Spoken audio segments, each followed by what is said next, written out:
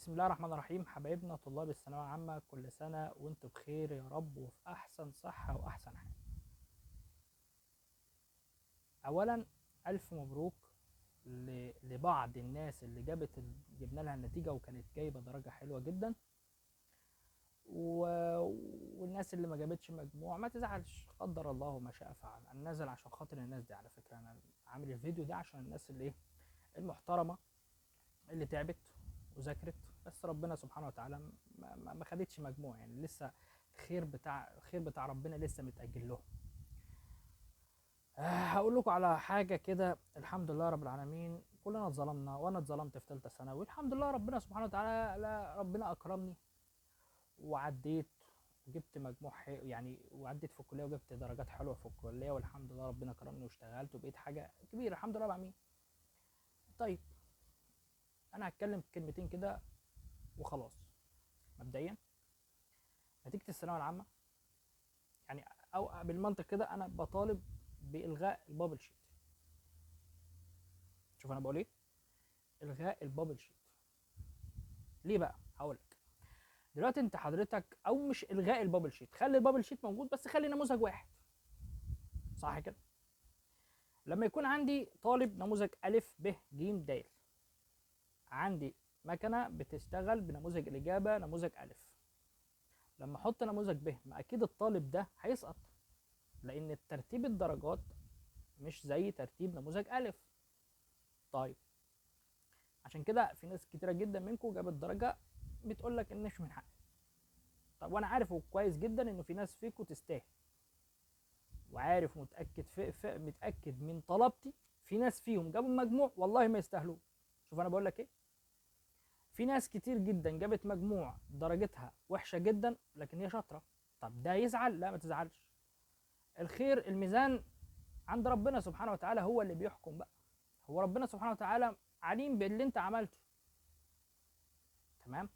طيب ايه المطلوب منك الفترة اللي جاية دي؟ انسى الثالثة ثانوي دي خالص وكأنها ما جاتش خالص. ابدأ خطوة جديدة واعرف ان انت تتغلب على غيرك، لان انت ربنا سبحانه وتعالى مأجل لك الخير شوية. طيب دي حاجة. طب بعد كده يا مستر اعمل ايه؟ شوف الكلية اللي هتجيلك، شوف مجموعك مثلا يدخلك كلية ايه، خد كورسات، ابدأ اشتغل، قرص على نفسك شوية، خد كورس انجليش، كورس برمجة، طور من قدراتك. صدقني هتيجي عليك فترة هتقول ايه ده انا المجموع ده كان احسن حاجة حصلت لي في حياتي، زي ما حصل معايا. مش زعلان والله، ولو كان لو دلوقتي خيروني ان انا اخش كلية طب او اجيب المجموع اللي انا كنت نفسي فيه، لا انا مش عايزه، انا في افضل حال دلوقتي. الخير فيما اختاره الله، دي حاجة. طيب دلوقتي مبدئيا انا هتكلم عن نقطتين حلوين جدا. الناس دلوقتي هتروح للتظلم. ايه المطلوب منك علشان لو هتتظلم ترجع لك درجتك؟ حلو. مبدئيا التظلم بيحصل ازاي؟ انت بتدفع تقريبا 200 جنيه في الماده، وبتاخد رسوم، بيديك وصل كده وبيديك ميعاد بتروح في المدرسه. تقريبا هتبقى السيده زينب، تقريبا مش متذكر قوي يعني عشان ما ابقاش خن يعني الذاكره. بتروح بتديك ميعاد، يقول لك مثلا تعالى يوم الاحد بتشوف ايه درجتك. طيب حلو. بعد كده هتعمل ايه؟ قال لك بيديك اللي اسمه ده، بيديك الورقه بتاعت حضرتك ويديك نموذج الاجابه، فانت بتقارن بين ده وده، واي ملاحظه تكتبها. يا عم ان شاء الله ورقه الملاحظات تكتب لي مش ورقه كشكول، ليه؟ في صالحك انت. اول حاجه لو في سؤال متجاوب غلط ونموذج الاجابه لازم تكتبه. في سؤال مش متعلم صح اكتبه، لان خلي بالك البابل شيت في ناس للاسف بتعلم او بتظلل بطريقه غلط، فالبابل شيت بيحتملها غلط. فهمت بقى الكارثه اللي انتوا كنتوا فيها؟ يعني مثلا في مثلا ماده زي الفيزياء، امتحانها كان مش هقول صعب وصعب، كان متوسط. حلو. بس خبيث، امتحان الفيزياء خبيث. حلو. تمام. فلما اجي مثلا انا اخترت الاجابه ده وظللت بس التظليل ما كانش كويس، في الحاله دي البابل شيت ما بيقراهاش، لان ده مكن مش بني ادم، مكنه كمبيوتر. حلو. طب تمام، انا دلوقتي التصحيح بتاعي ما جاش، فانت لازم تكتب النقطه دي. تمام. قالوا انه بيتم مطابقه الورقه مع البابل شيت، الكلام ده ما حصلش على فكره، واتحدى اي حد يطلع يقول لي الكلام ده، الكلام ده ما حصلش. مشي حالك، كان كل شغل مشي حالك عشان النتيجه تنزل بسهوله وبسرعه. حلو. وثانيا انا هتكلم عن فضائح النتيجه الثانويه العامه، بس ادوني بس صبر شويه لان انا عندي كلام كتير هقوله. دلوقتي خلينا واحده واحده. الناس اللي راح هتعمل تظلم هتاخد معاه، هتروح تعمل. وبصراحه انا بصراحه بيني وبينك انا مش ضد ان حد يعمل تظلم. لو انت مجموعك مثلا في الخمسينات، انت لو هتتظلم هتجيب لي مثلا 90%؟ مستحيل. حلو. لو انت مجموعك مثلا في 51 في الستينات، انت كده كده اصلا مجموعك ايه، مش هيفرق معاك في حاجه. فانت بلاش تظلم، بلاش تضيع فلوس اكتر ما ايه، ما الفلوس اللي صرفتها السنه دي. يعني بلاش، نصيحه مني ليك يعني. طب الناس اللي مثلا جايبه في السبعينات او عايزه مجموعها يكبر شويه في الثمانينات وعايز يخش كليه، ممكن تروح تعمل تظلم. هتروح تدفع ال 200 جنيه وتاخد رسوم وتروح ايه، الماده هيديك معاه، تروح تشوف درجتك وتشوف نتيجتك وتفليها. خد وقتك على مهلك براحتك خالص، وراجع كل سؤال. ان شاء الله تقعد 20 ساعه انا معاك. حلو. السؤال الاول اجابته كذا، عملتها صح واخد درجتك تمام، ما تكتبش ملاحظتك. السؤال الثاني عملتها صح، متظلل صح ومش واخد درجتك، اكتبها. وعد الدرجات لان هو بيعد الدرجات، ولو في مشكله في عد الدرجات اكتبها. كل حاجه تكتبها بالتفصيل. اوعى اوعى اوعى تبخل في دي، لان ده مستقبلك. وناس كتير جدا هتجيلها درجات، انا بقولها لك اهو.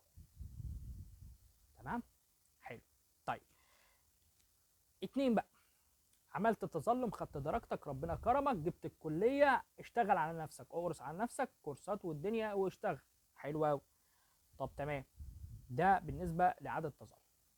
طيب ناس كتير جدا ومدارس كتير جدا بالنسبه للنتيجه بقى. اولا هتكلم عن حاجه، عشان انا جايب النتيجه اكتر من 50,000 بني ادم وكانت صح، والناس كانت بتكتب تعليقات لا ده كده، ده في شنك، ده اشتغال. تمام. وفي الاخر طلعنا احنا الصح. انا مسامحهم، بس بلاش تحكم على حاجه، لان نفس الناس دي كانت بتقول على نموذج الاجابه غلط وفي الاخر طلعوا هم اللي غلط.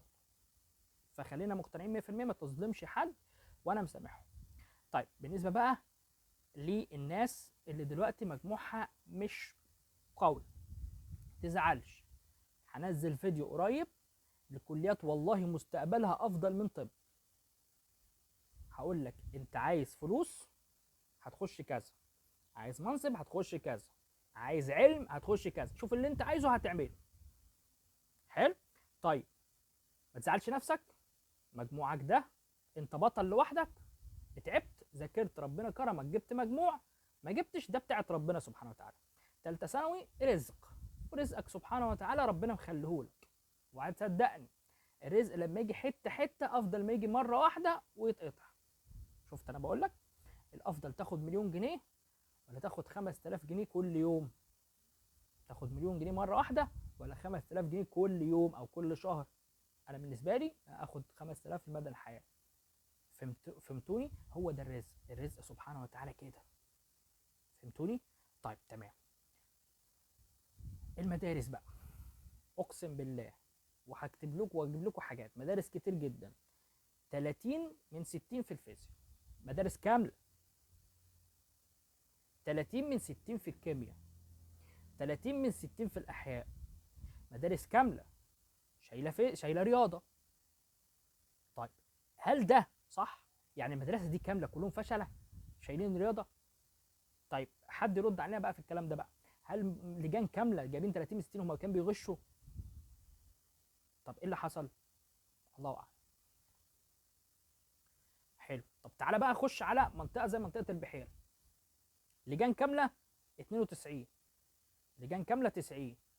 طب ايه ده؟ هم دول شاطرين قوي ودول لا؟ طب الكلام ده خش اتفرج، خش اكتب، انا منزل 4 فيديوهات فيها ارقام جلوس، خش رقم جلوس ودور كده هتلاقي لجان كامله نفس الدرجه في الفيزياء في الكيمياء في الاحياء. ايه اللي حصل؟ حد يرد علينا بقى، مش عارف. طيب هقول كلمه عشان تنجح حضرتك، انا اسف في اللي هقوله بس سامحوني، وانا عارف الكلام ده غلط بس هقوله. عشان تنجح حضرتك الجامعات الاهليه تدمر اسر. طب ايه اللي حصل؟ طب ما تقول لي بقى، هل ده يرضي ربنا لما حد مثلا يدعي عليك يقول لك روح ربنا ينتقم منك؟ هل ده ينفع؟ نتيجه انا شايفها مهزله. في ناس خدت حقها، في ناس خدت حقها، بس مش كتير. بس النسبه للتوتال لا، لا، اقف عند حدك كده يا باشا، في مصيبه.